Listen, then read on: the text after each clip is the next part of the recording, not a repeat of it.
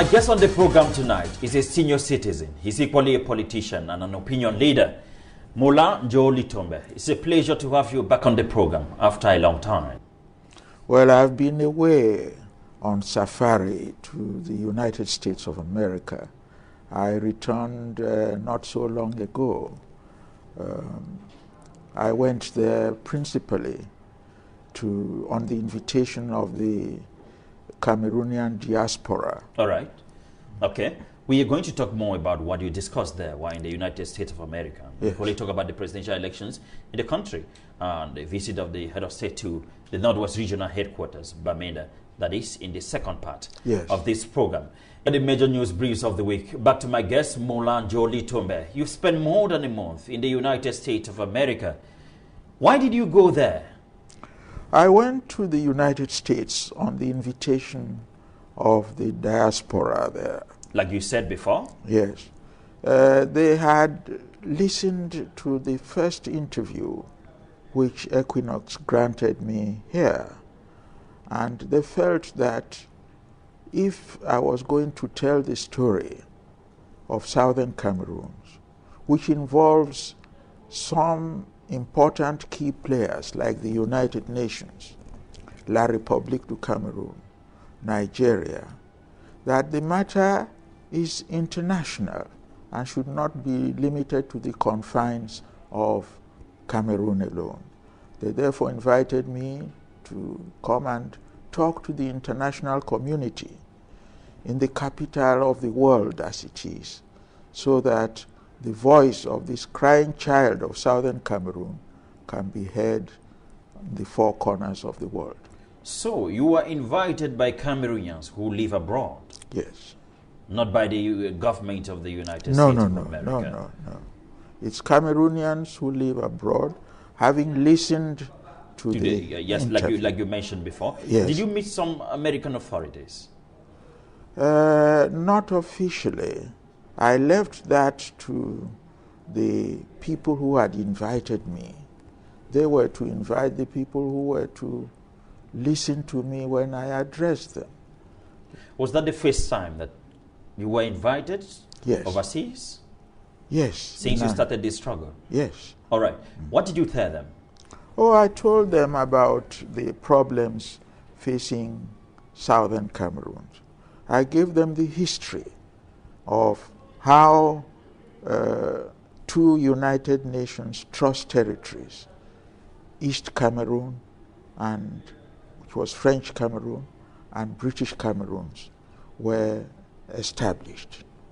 They were parts of the German colony of Cameroon, because when Germany was defeated after the First World War, it renounced all its African territories at the Treaty of Versailles. And because France had overrun the greater part of German Cameroon, it was given that as a mandated territory of the League of Nations. And Britain, a smaller portion called British Cameroons, was also given to Great Britain under the League of Nations. On the formation of the United Nations in 1945 in San Francisco, these mandated territories were converted to trust territories, and agreements signed respectively with France over French Cameroon and with Britain over British Cameroons to prepare these separate territories ultimately to self-government or independence. Now, France granted independence to its own sector on 1st of January 1960. Southern or British Cameroons was still a trust territory. And on 14th of December 1960, the United Nations passed the landmark resolution 1514, saying that colonialism was evil and all colonized people should be granted unconditional independence, whether they were rich or poor, or whether they were educated or stark illiterates. They said that these people were there before the white man came, and they will find their way if they were left on their own. It was a country like Britain who grumbled and said that in some territories they have set up a police force, an army, and a public service, that if they granted independence as had been decided upon the previous on 14th of December, there will be chaos, because in some areas these people were not able to raise the necessary funds to run these public services. So the UN then said, well, look, the ultimate objective of any country is self-government or independence. But if a territory feels that it cannot carry all the burdens of independence, it could negotiate with an already sovereign country to correct the deficiencies that it has. For example, a country may be too small to cater for its own defense, or it may not have sufficient resources to establish embassies around the world. In that case, the UN said in those circumstances, it could opt to join a neighboring sovereign state, either by way of association or by integration. And the resolution 1541, passed the day after the Universal Declaration of Independence for all colonial territories, defined what is independence by association and what is independence by integration with a neighboring sovereign state. Now, the problem in southern Cameroon, which is the southern part of the former territory of British Cameroons, is that although the United Nations conducted a plebiscite on 11th and 12th of February 1961 throughout the national territory of British Cameroons, and the question asked was the same: would you like to have your independence by joining La République du Cameroon, or would you like to have your independence by joining the Federal Republic of Nigeria? The results of the plebiscite are recorded, and the majority... Well, they voted to join La République. Yes. You've already made that yes. abundantly clear. Yes. From this historical brief that you just gave us, yes, you delivered this to them, the yes. Cameroonians in the diaspora, those yes. who invited you. Yes. What was their reaction after that?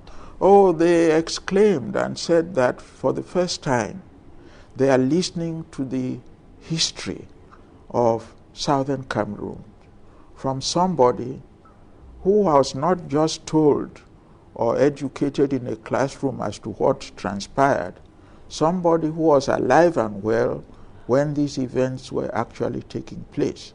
So I pointed out that we could not attain independence by association because the territory of southern Cameroon no longer exists. That the only alternative is for us to have independence by integration with La République du Cameroon. Now, the UN in resolution 1541... Okay, by saying that, I get your point clearly. Yes. You, in that case, you are not talking about secession. You are talking about gaining independence by integration in Cameroon. Yes. Why working with Cameroon? Yes, if you would... That is to say, when you say integration, what do you mean? It was defined in resolution 1541. And it says that if the non-self-governing territory finds that it cannot carry the burdens of independence on its own, it cannot, for example, arrange its defense or have embassies around the world, it could integrate with an already sovereign state. But if it were to do that, they shared the three powers of government, the executive, the legislature, and the judiciary equally. But Mola, that is already happening. It hasn't. The country you call Southern Cameroon is already sharing legislative, the executive, and the judicial power with La République? No, no. I think I may come in and correct you there a little bit.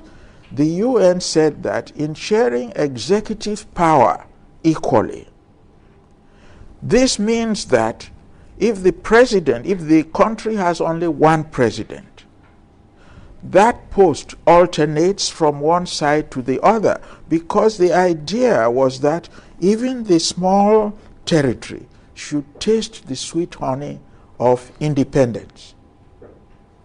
Now, therefore, in order to be deemed to be independent, if there was only one president, that position alternated from one side to the other.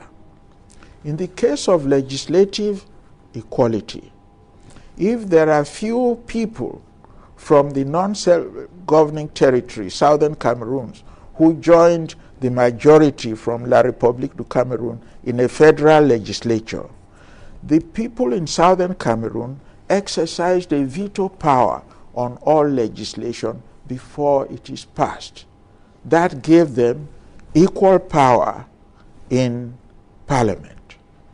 For judicial equality, if both sides did not produce an equal number of magistrates throughout the national territory, and there is only one Chief Justice, that post of Chief Justice also alternates from one side to the other. All right. Now, you've given us the way in for this interview. Yes. You have now made it clear that you are fighting for recognition in Cameroon. That is to say, as you have already mentioned, you want these powers, the legislative, the executive, the judiciary, to be shared equally. That was the arrangement of the United Nations. Yes, and for close to 50 years. We haven't tasted any of these powers. Is that a possibility? Can it happen? When you look at Cameroon numerically, the Southern Cameroons and La République, is it possible that you can share power equally? Well, it is a matter of agreement. If La République du Cameroun agreed that they wanted Southern Cameroons to join them in accordance with the provisions of the UN Charter, they didn't have much choice in the matter. It was by agreement. Then the UN says, if you are a member state of the United Nations and you are joining any territory, reduce the terms of joining in writing and file a copy at the Secretariat of the United Nations. So, Mola, what you are saying now is that if we have 20 ministers in Cameroon, for example, 10 should go for La République and 10 for Southern Cameroons? No, not necessarily. We're talking about the top post, the post of president. That is the post which exercises ultimate authority. That if in one term the president comes from La République du Cameroun, the next term around the president should come from Southern Cameroon. All right, you want a Southern Cameroonian to be the president of this country? Yes, well, this ought to have been arranged as far back as 49 years ago. Throughout the association so-called with La République du Cameroun, we have never tasted executive power. And that is your struggle now? Yes. That you have changed your struggle. Why? Initially, you were going for secession, independence of Southern Cameroons. Now you are looking for recognition. No. My position has not changed one bit. Because having a grievance, you go to a tribunal to settle differences of opinion. So Southern Cameroonians went to the African Commission and said that our rights are being trampled upon by La République du Cameroun. That international tribunal has ruled that La République du Cameroun should enter into constructive dialogue with Southern Cameroonians, in particular SCNC and SCAPO, in order to arrange to corrective action which is constitutional, any constitutional deficiencies. It is at that constructive dialogue that a lot of things will be said.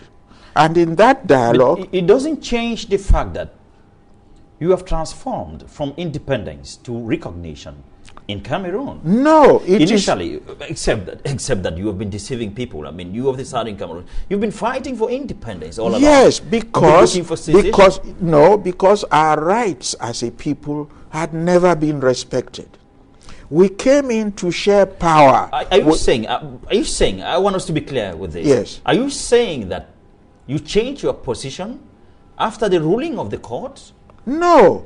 The ruling of the court says that, yes, we find that there is a flaw in the constitutional arrangement. And therefore, the two parties should come together under the auspices of the African Commission in order to see whether they can settle their differences. So, you are saying that those who are fighting for the independence of Southern Cameroons are on the wrong side of the struggle? No, they are perfectly entitled to say so, because for 49 years, the terms of joining, as stipulated by the United Nations, have not been observed by La République du Cameroun. So the other party is saying, if you are not going to respect international law and order, then there is no reason for us to be with you.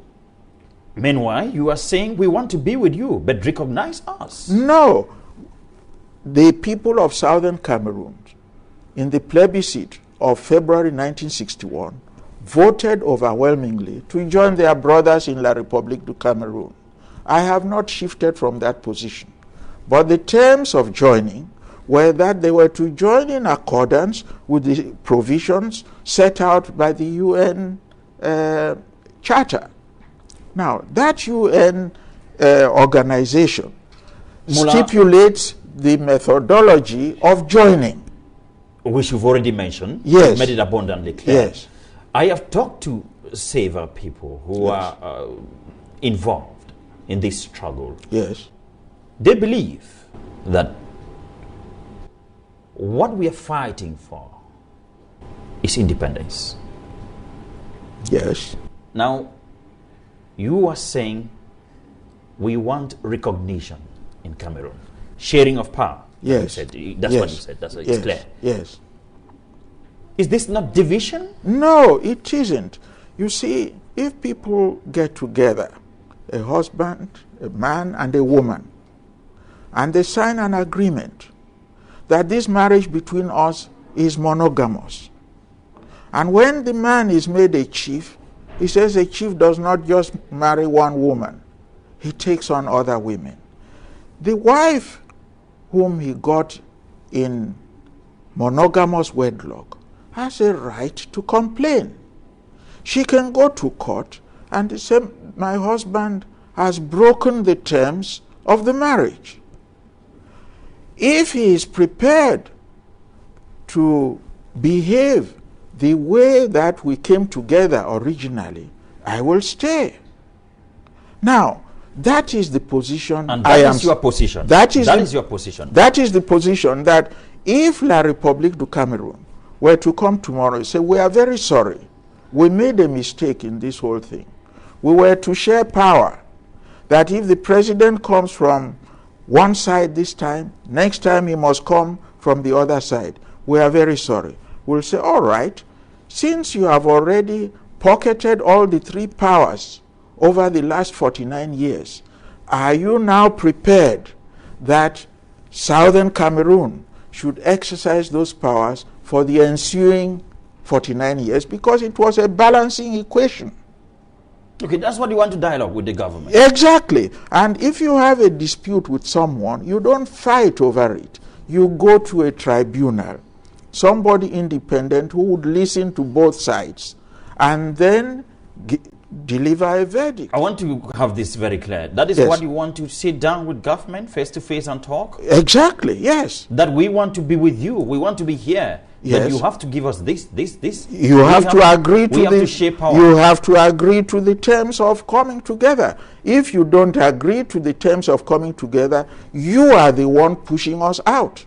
As I use the example of the man and his monogamously married woman. The marriage example. Yes, that if the husband acquires other wives and the wife complains, she doesn't take a dagger and kill the husband because that is her husband. What do you say to those people who are contrary to you, They're fighting for independence? No, they are not contrary to me. They say that this government of La République du Cameroun... They are contrary to you because you are for the fact that we remain here, but they want to leave. So it's contradiction. No, there is no contradiction whatsoever. It is in desperation because this government is impervious to the rights of international treaties. They were jubilant when the International Court of Justice ruled that Bakassi belongs to Cameroon. At that point they hailed the International Court of Justice and said, yes, that is so. But the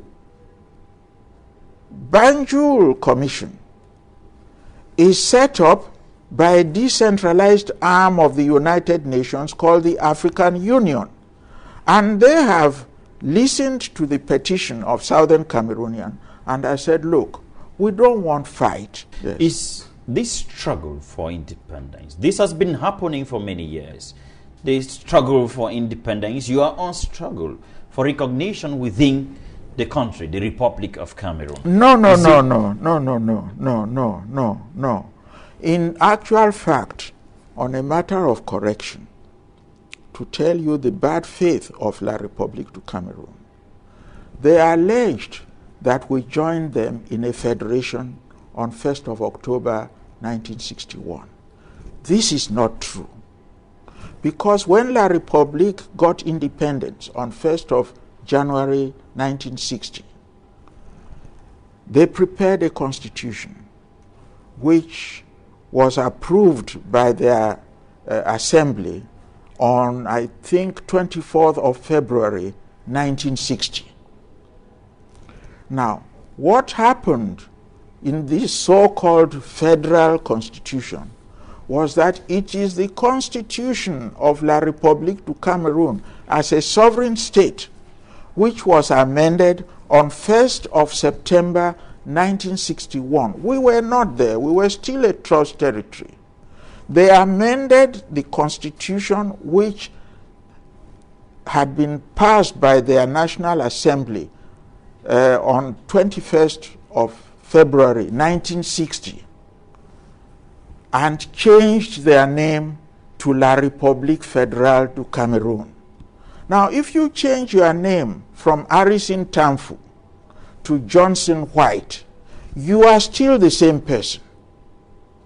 So La République changed its name by passing this law number 2461, to show you that other laws have been passed since they got independence, and this was the 24th law changing their name, and said that effective 1st of October, they were going to swallow the territory of Southern Cameroon and incorporate it in their territory. This was the same La République du Cameroun which merely changed its name by passing a law in their parliament which only covered the citizens of La République du Cameroun as then constituted. If it was truly a federation, it would have meant two parties coming together and say, all right, this is the law which will govern the conduct of affairs between us. That is not the case.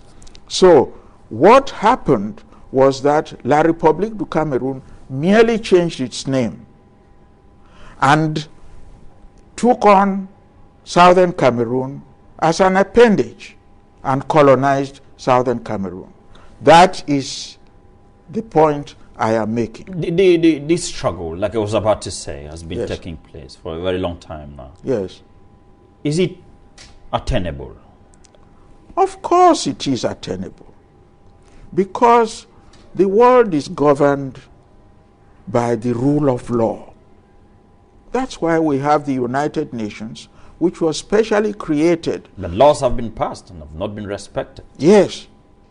So, yes. Rule of law now. Yes, that is a delinquent state. And the mission I have is to show the world that here is a country, La République du Cameroon.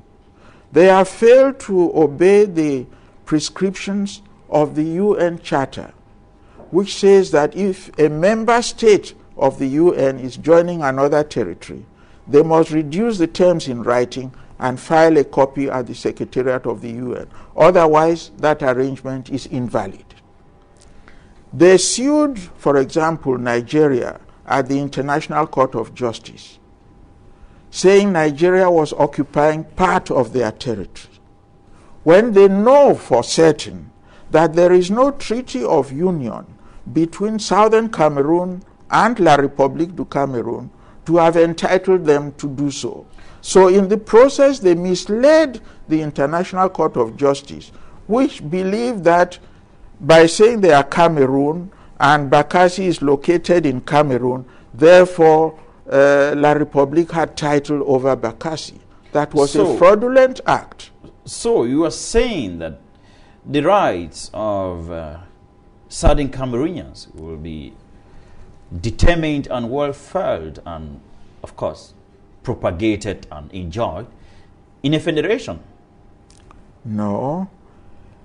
There is no federation. There never has been. That is what I'm saying, that if there is a federation, this is where you will be recognized. If there was a proper federation of two states, because that law 2461 passed by the Parliament of La République du Cameroon merely changed its name. It was not a federation at all. But the law recognized the state of Southern Cameroon and described it in that law as a state of West Cameroon. Now that you mentioned elections, as you know very well, 2011 presidential elections, just around the corner, just next year. Well, as I say, there are two different entities, Southern Cameroon and La République du Cameroon. They never joined, so that they are still apart. If La République du Cameroon wishes to go on to elections, I can only wish them good luck. But if they want to participate, including the territory of Southern Cameroon, they first must obey the international decision of the African Union, saying go into constructive dialogue, resolve the constitutional problem with Southern Cameroon first. I asked you that question because you mentioned in the course of this interview that you wanted the president to come from two sides of the country. That is to say, this year, yes, the president from here, the other year. It's not me saying, it is stipulated in UN Resolution 1541, passed on 15th of December 1960, with La République sitting there and Nigeria as members of the United Nations. They passed that resolution. So we were not there. So the elections mean nothing to you? They don't mean very much. I would advise strongly that President Biya should first of all respect the decision of this international tribunal if he is going to be the leader of a country in good standing. Otherwise, he is not of good standing. He will be a buccaneer president if he accepts the decision of one international tribunal and disregards others.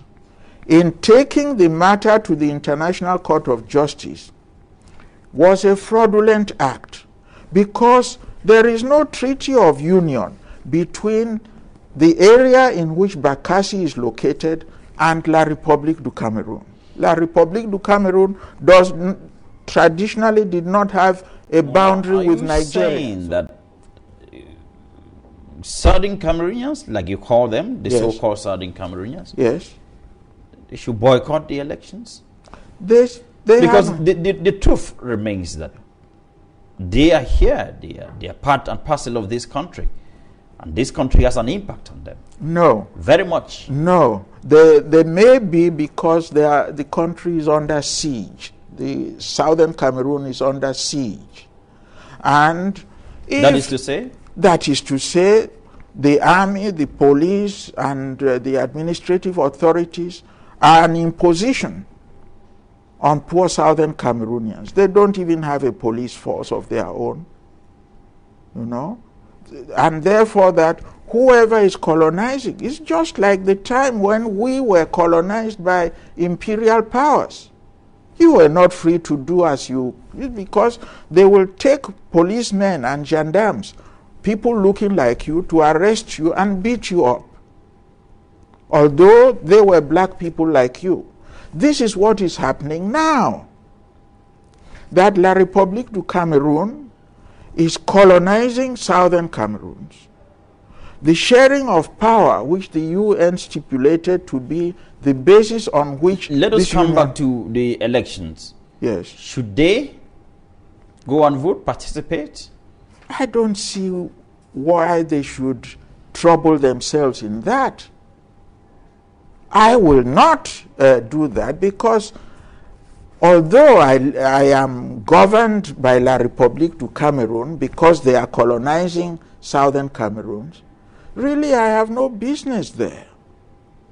What is the purpose of an election to elect another president when the issue is hot before an international tribunal, which have said, hey, gentlemen, you better settle the constitutional issue between yourselves. I would say that the priority should be for La République du Cameroon to resolve that constitutional matter with southern Cameroon, and then say that we now want to go for election.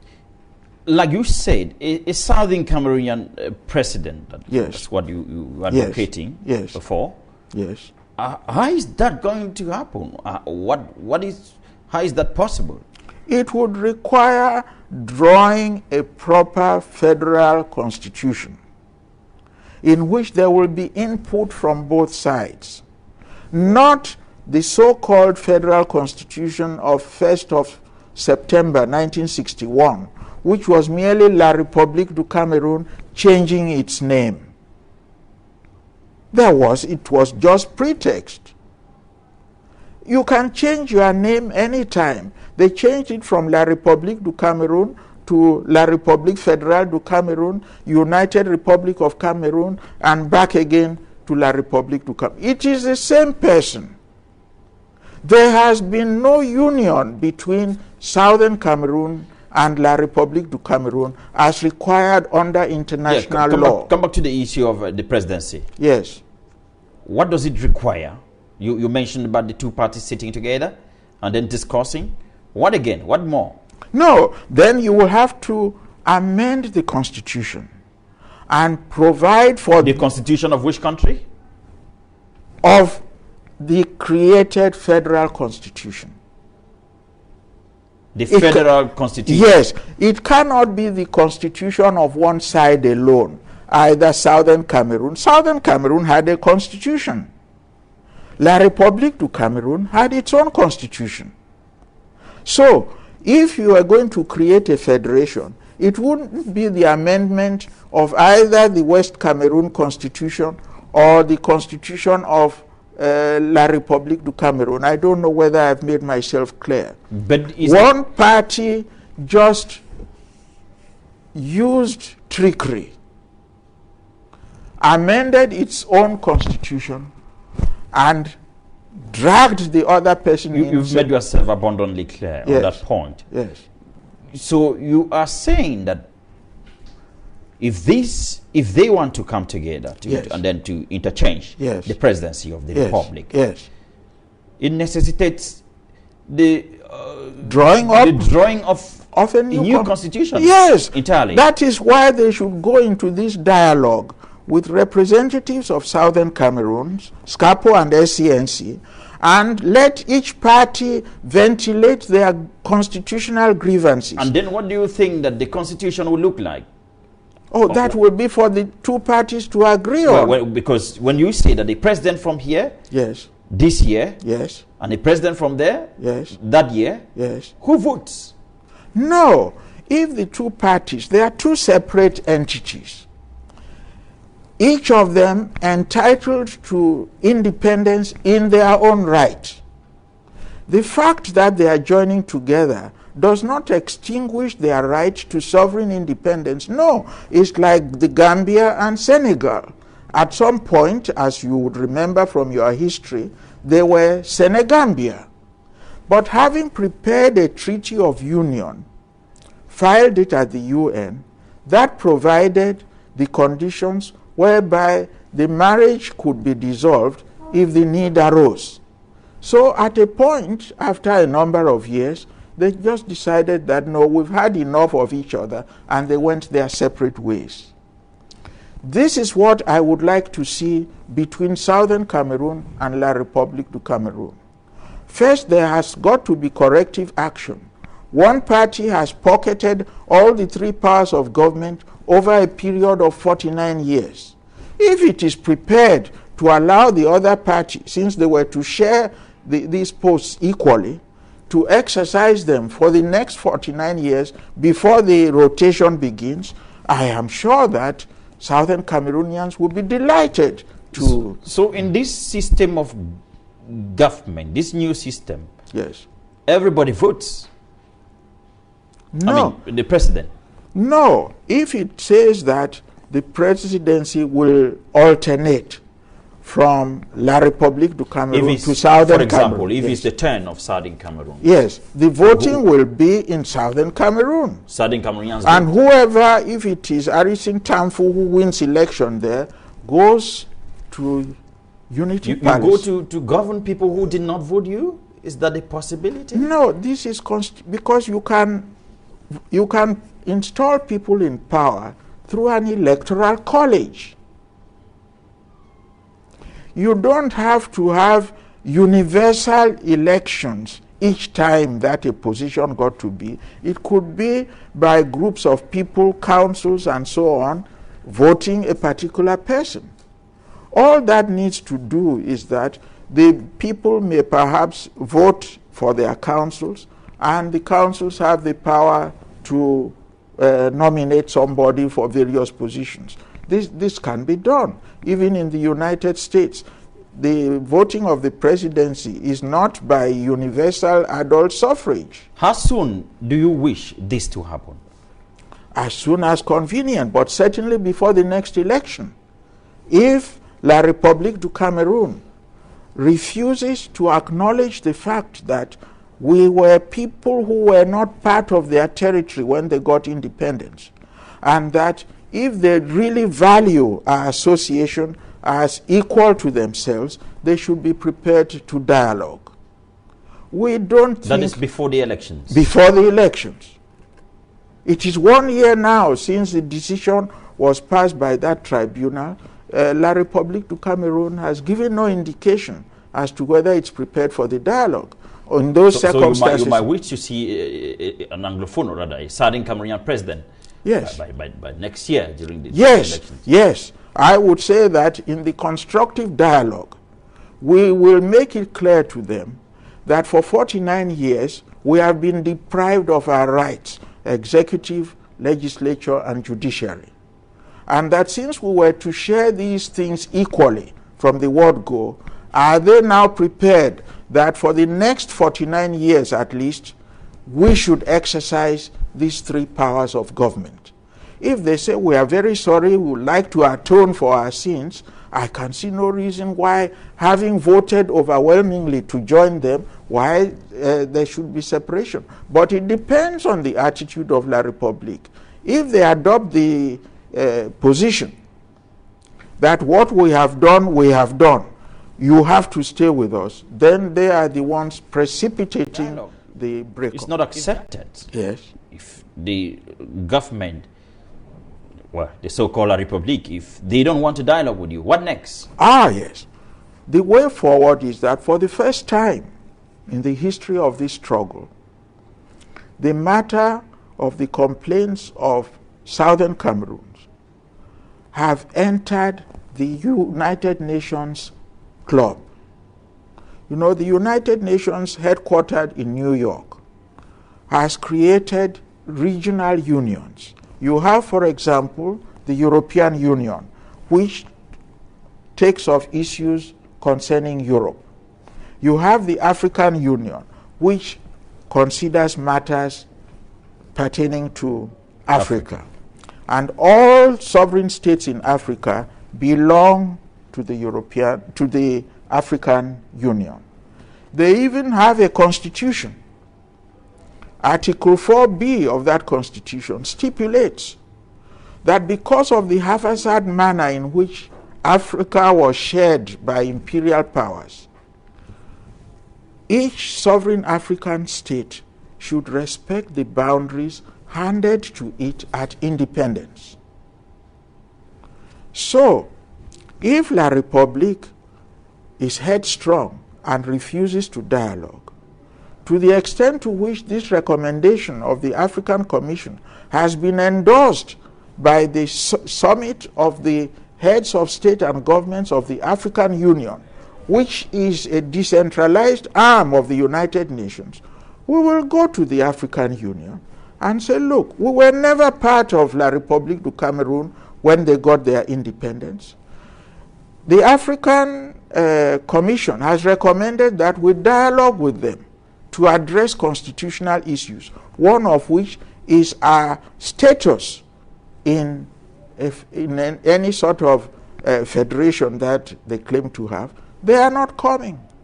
To the extent to which we were entitled in our own right to sovereign independence, we want to exercise that right, and we request you as a decentralized arm of the United Nations to take our petition to the appropriate organ, perhaps the Security Council, and say that these people want their independence and we want it. So that's your next plan of action? Yes, that is it. So I don't How much time are you giving La République? I mean, there should be a deadline. If they stay for long, they can stay for 50 years. Yes. You keep on waiting for 50 years? No. How much patience do you have? No, actually, if the parties were to take my advice, I would say the time is now. This is the time after 1 year since the decision was passed by an international tribunal and La République has not reacted. I said this is the time to apply through the African Union to table our matter before the United Nations for the sovereign independence of Southern Cameroon. All right, Mola and Njoh Litumbe, we are about to come to the end of the interview. But before we go, as you know very well, the head of state, Paul Biya, is expected to visit the Northwest Regional Headquarters, Bamenda, anytime from now. The date is not yet official. Will you welcome him? Well, if he is coming to announce or to make a confession of his sins of omission, I would welcome him. If it is merely to show that he has military might and can keep Southern Cameroon under subjugation for many years to come, he will not receive my approval. He will not be welcome. Do you think that visit is going to have any impact? It may not have any physical impact because in these matters, you require international diplomacy. I think Southern Cameroons are on the right track now that their matter has entered the UN circle. And having entered the UN circle, there is no need for warfare. It's to pursue it logically. And I am confident in my own mind that the way things are going, Southern Cameroon will be free. So it's meaningless for you, the visit? Yes, I mean, I don't see what he's coming to do in Bamenda in the face of an international tribunal which have said dialogue with Southern Cameroonians, address constitutional issues under our auspices, address them. Then if he behaves then as a gentleman, because to err is human, he could say, I'm very sorry, I misunderstood this whole thing. Now I am ready to make amends. He will be very welcome in Bamenda. But if he is visiting Bamenda in order to show the strength of his military might... I'm asking you this question because some of those who are involved in this struggle have made it clear in a communique that they don't want him to visit Bamenda. Yes, but I will not say that outright. I will say that if he is coming to try and make amends for his manifold sins of omission, then he will be welcome in Bamenda, because to err is human, to forgive divine. Mola, Njoh, Litumbe, I've spent a wonderful time talking with you. We've come to the end of the interview. Thank you for your time. Thank you for asking me to come. Anytime you request that I should visit you to discuss these things openly, so that Cameroonians who were not even born in 1961 can know the truth of the matter. I am delighted that you asked me to come here today, in which I have made certain salient points that the so-called Federal Constitution of Cameroon, which was supposed to be the joining instrument of Southern Cameroon and La République du Cameroun, was a fake. It was merely La République du Cameroun which changed its name and dragged Southern Cameroon by the tail and have colonized us ever since. Thank you once again, Mr. Litumbe. Thank you. And thank you, Ade, for watching Top Stories tonight. And please keep on writing to us at topstories42@yahoo.com. We'd like to hear from you as usual, and I thank you so much. Many of you who have been writing to us out there, thank you for your recommendations and comments. I will be with you again next Sunday, same time on Equinox Television. Have a wonderful time watching our programs. Mola, it was a pleasure. Thank you very much. There was a moving ceremony at Mogadishu Airport as African Union peacekeeping forces paid a salute